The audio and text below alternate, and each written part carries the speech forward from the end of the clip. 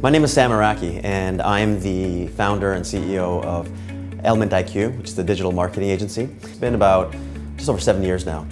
And we've rebranded once, but we started as an agency that really just focused on some simple things for small and medium-sized businesses so that they could optimize their business online. And now we've really focused on becoming a conversion-focused agency. So we help companies that are already getting traffic to their websites and get more conversions through that traffic. So that's on the digital marketing side, but before that, I was involved in the Forex or foreign currency exchange market, helping people to trade currencies and make money from the currency market. I saw a lot of people make a little bit of money, a lot of people lose a lot of money, and very few people make a lot of money. So that's probably the last 15 years or so of my career. But at the end of the day, I'm an entrepreneur. I love to create opportunities. I love to help other business owners maximize their opportunities in the business world. And it's a lot of fun. We work with a lot of great people, a lot of great businesses, help them to grow. And we have a lot of long-term clients as a result of that. I think the issues before I joined DLIC are rooted in maybe a little bit of loneliness. A lot of entrepreneurs, I think, experience that, where you're the key decision maker, the key point of contact within the company. All the decisions boil down to you, and we've always had a team or staff, salaried staff, so at the end of the day, a lot of pressure resides just on one person, and for that, it was me. And it's what drew me to DLIC to begin with was not just Dan Locke, but really, in his extension was the mastermind group as a whole. So all of the people that Dan mentors. And the fact that I could look to them and associate with them, we're all the same sort of personalities in terms of being driven, in terms of being motivated, in terms of really wanting to achieve things. And to be plugged into that sort of machine, if you will, was really something that appealed to me. And so loneliness is one thing because I started the business with 2 business partners, and now I have none. And when I came by DLIC, I had no business partners. I was, again, on my own. And so here I am in a box, left to my own devices to figure everything out on my own. And I thought, maybe there's a better way to do this. And so coming across DLIC was really great timing. In terms of problems that I came across in the business before DLIC, you don't want to fail at the same things over and over and over again, make the same mistakes over and over and over again. But when you're embroiled in a situation, in a business where there's so much going on and so many different moving parts, sometimes you begin to lose sight of maybe decisions that you thought were good, but in hindsight, you look back on, hindsight's always 20/20. And so in hindsight, were not really the best decisions. So I really would just go through myself. I've always done a lot of reading, a lot of business book reading, and a lot of article reading. And you go to conferences and listen to speakers and put particular notes down. But I think at a certain point, it becomes information overload, where you're just overloading your mind with all these different things and maybe paralysis by analysis sort of thing. And to a great extent, it just got to points at various times where I just make a decision to make a decision. I really didn't have that much interaction with Dan before DLIC. So there was 2 big events that I attended that Dan had put on. And I never really looked at a lot of Dan's stuff online either, whether it's videos or blog posts, but Dan impressed me enough in those 2 events to want to know more. And especially with his approach and his way of thinking and his way of breaking down information, I thought was really great. And then when he had mentioned the Dan Locke Inner Circle, so his mentorship group, it was then that I started thinking, well, maybe this is something that I should take a deeper look at. So it wasn't something that I had looked at for weeks and months and months. It was something that really came upon me really quickly. And I made the decision really quickly to want to pursue joining it. And that's when I had my initial phone call with Dan. And he asked me some great questions that made me think, and he still does. The mentorship group really is something that is important because very few people Very few of my friends that I've grown up with, that I've known for years, understand the demands that I have on the business side. And here, I have people, colleagues, family members who understand some of those pressures, are going through some of those pressures, and we can help to support one another within that. Two of Dan's greatest strengths are focus and consistency. And so he's tremendously focused, and he's tremendously consistent in the way he approaches things and in the way he imparts advice. And as a business owner, there are struggles that I have all the time within the business of running it, whether it's with systems, whether it's with the structure, whether it's with, because we do client work and the dynamics of the agency-client relationship. And I'm always drawn back to just the general principles that Dan has always put together and of who he is. And every time I speak with him, it's the same consistent and focused sort of advice that I receive. And that probably means more to me than anything else. More than any one single thing or two or three things that Dan has ever told me is just who he is, and the fact that every time I go to him, he doesn't attach emotion to it. And it's not just pure common sense things necessarily, but it's things that relate to how I am within my business. And he's a very intuitive person too, who understands, hey, this is what Sam needs at this time, and this is the advice that I'm going to impart to him. So it's not the same advice to everyone that he gives. Within the past year since I've been in DLIC, a couple of, well, two or three really big things have happened. One of the big things is obviously more clients and better clients is one of those things, just to really be general about it.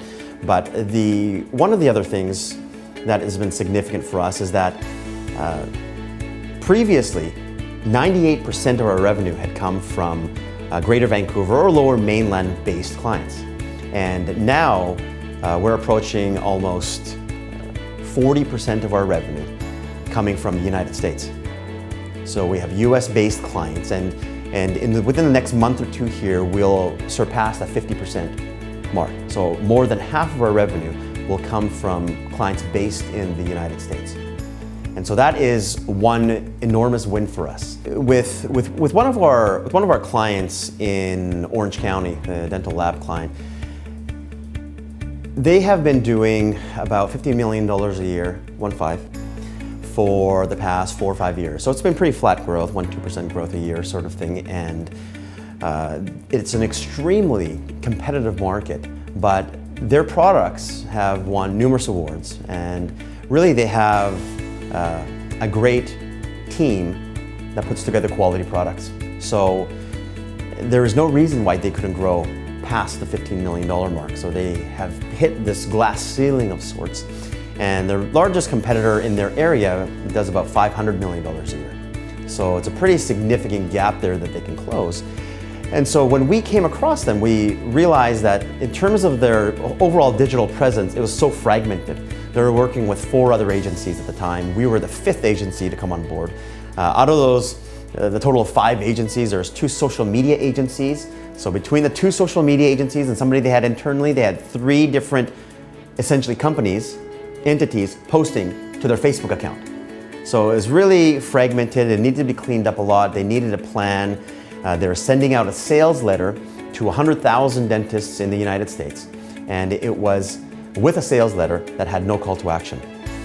So there's an offer on this letter, but there's no call us at this number at the bottom or no visit our website here at the bottom. It was just closed. We've been working with them for since March, hasn't been 4 full months yet. And last month they had 40 new dental clients come on board.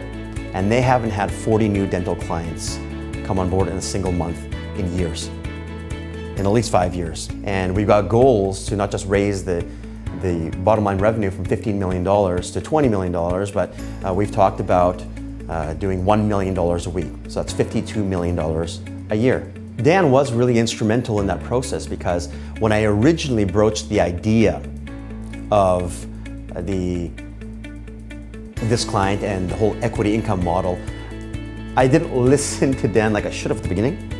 So he talked to me about it, then I thought, okay, I know enough. I'm going to do this, and I didn't execute it the way it should have been executed.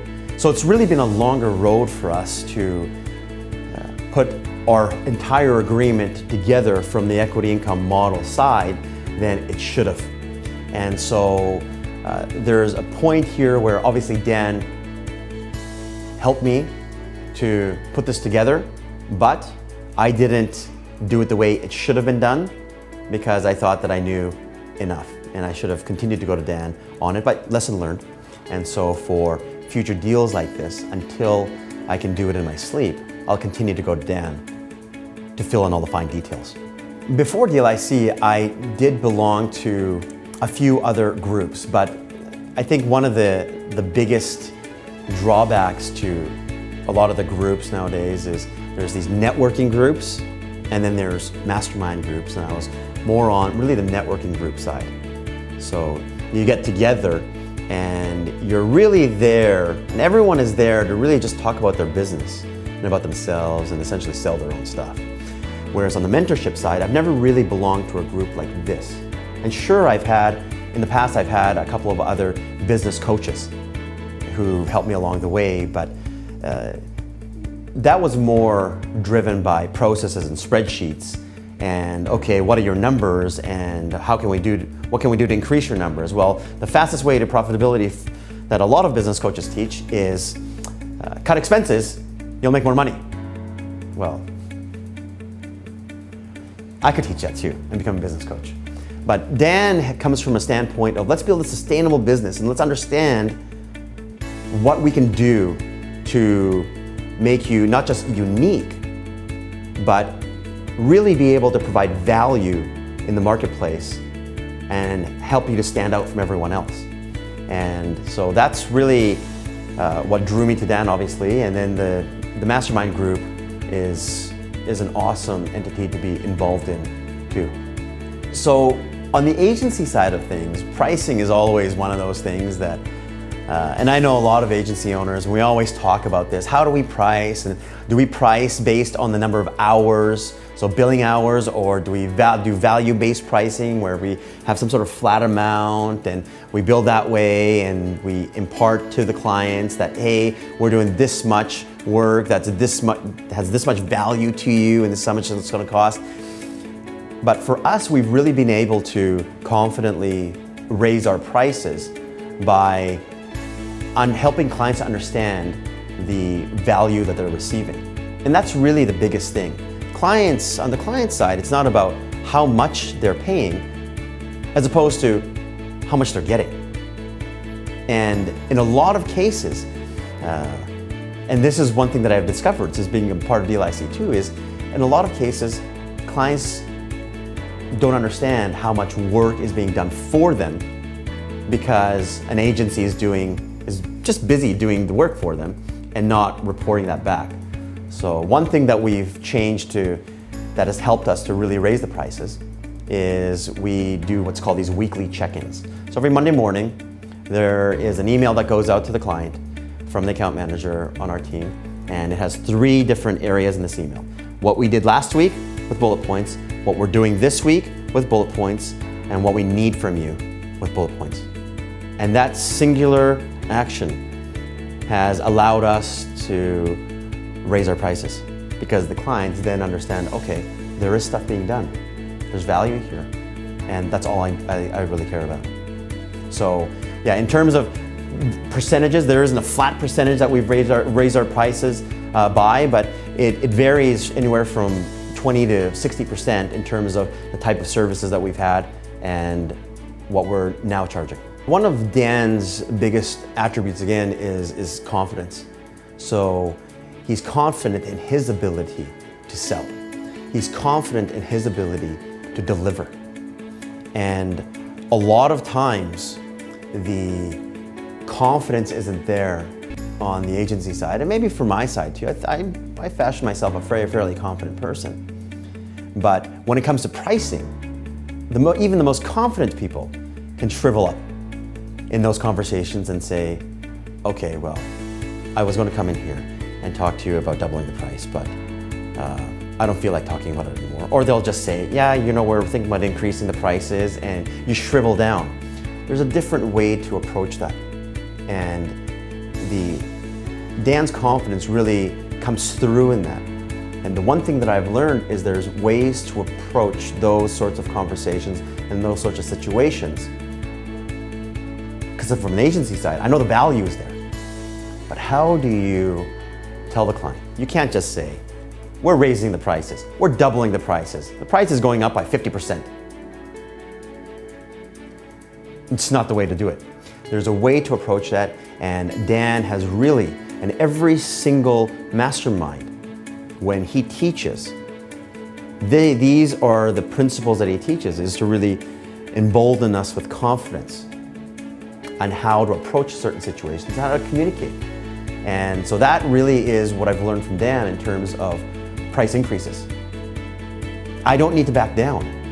I can be confident that we're delivering the value, and there are particular ways that we can approach it. Danlock Inner Circle isn't about the price. It isn't about being cheap. It isn't about being expensive. It's the price is what the price is. It's a matter of how you want to treat your business, what you want to invest within your business, how much you want to invest in yourself within the business so the business can grow. We're all in business to grow the business. No one wants a business to make less money.